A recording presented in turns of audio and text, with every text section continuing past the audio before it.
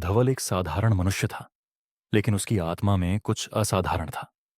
बचपन से ही उसे एक गहरी बेचैनी महसूस होती थी, जैसे वह कुछ भूल गया हो, कुछ बहुत महत्वपूर्ण।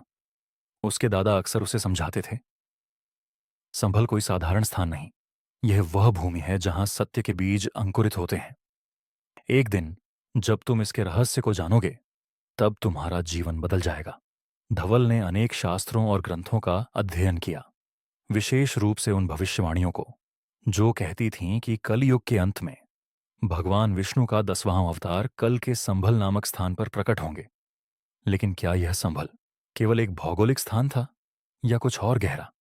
यह प्रश्न उसके भीतर एक जलती हुई लौ बन गया, जो उसे उसकी नियति की ओर ले जाने वाली थी। धवल ने अपने जीवन का लक्ष्य संभल की खोज बना लिया।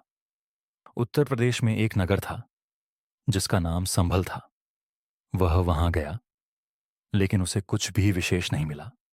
फिर उसने कई संतों और तपस्वियों से भेंट की, लेकिन कोई स्पष्ट उत्तर नहीं दे पाया। एक दिन हिमालय की एक गुफा में उसे एक रहस्यमयी सन्यासी मिले। उनकी आंखों में एक दिव्य चमकती थी। धवल ने उन्हें प्रणाम किया और पूछा, संभल कहाँ है?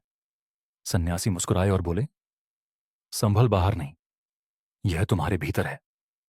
जब कोई अपने अज्ञान को दूर कर ज्ञान की अवस्था में पहुंचता है, तभी वह संभल में प्रवेश करता है। लेकिन केवल ज्ञान ही पर्याप्त नहीं, तुम्हें इसकी शक्ति भी प्राप्त करनी होगी। धवल की यात्रा अब केवल भौतिक संसार की नहीं रही, वह अपनी चेतना के गहरे स्तरों में उतरने लगा। धवल ने कठोर तपस्या की और एक दिन ध्यान में उसे एक रहस्यमयी प्रकाश दिखाई दिया।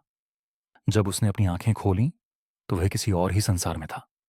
संभल लोक यह कोई साधारण स्थान नहीं था, बल्कि एक ऊर्जामय क्षेत्र था जहां दिव्य प्राणी वास करते थे। वहां उसे 5 रहस्यमय जीव मिले, जिनकी शक्तियां अद्वितीय थीं। एक विशाल स्वर्णिम पक्षी घृतमान, जो पलक झपकते ही अतीत और भविष्य में यात्रा कर सकता था। उसने धवल को काल दृष्टि दी, जिससे वह भूत और भविष्य देख सकता था, लेकिन बदल नहीं सकता था। एक दिव्य श्वेत बैल नंदीश्वर, जो ऊर्जा को संतुलित कर सकता था। उसने धवल को ऊर्जा संतुलन की शक्ति दी, जिससे वह किसी भी स्थान या व्यक्ति की ऊर्जा को शुद्ध कर सकता था।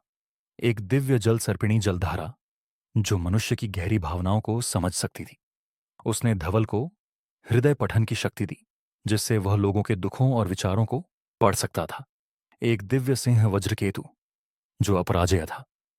उसने धवल को अजेय आत्मा का रहस्य दिया, जिससे वह भय और नकारात्मकता पर विजय पा सका। एक विशाल सफेद उल्लू चंद्रानन, जिसके पंखों पर सैकड़ों शास्त्रों के श्लोक चमकते रहते थे। उसने धवल को शब्द सिद्धि का ज्ञान दिया, जिससे उसके कहे वचन सत्य होने लगे। धवल अब केवल एक साधक नहीं रहा, वह संभल का योद्धा बन चुका था। जब धवल संसार में वापस आया, तो उसकी शक्ति और ज्ञान को देखकर कई लोगों ने उसे पूज्य माना। लेकिन जैसे जैसे उसका प्रभाव बढ़ने लगा, वैसे वैसे उसके शत्रु भी बढ़ने लगे। एक तांत्रिक रुद्रसेन, जो मायाजाल से लोगों को भ्रमित कर सकता था, उसने धवल को रोकने की शपथ ली। एक सेनापति समरवीर, जो मानता था कि केवल तलवार की ताकत ही दुनिया को चला सकती है, उसने धवल को युद्ध के लिए उकसाने की कोशिश की। एक रहस्यमयी महिला मायावती, जो लोगों के मन को नियंत्रित कर सकती थी, उसने धवल के शिष्यों में संदेह फैलाने की कोशिश की। एक वैज्ञानिक कालयुक्त, जो आध्यात्मिक शक्तियों को भ्रम मानता था, उसने सरकारों को धवल के खिलाफ कर दिया। एक संत अद्वैत, जो अपने ज्ञान में इतना डूब चुका था कि वह किसी नए विचार को स्वीकार नहीं कर सकता था, उसने धवल के ज्ञान को चुनौती दी।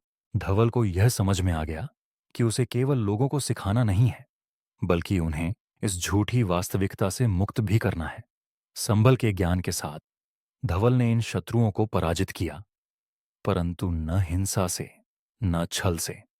उसने उनकी शक्तियों को उनके ही विरुद्ध मोड़ दिया।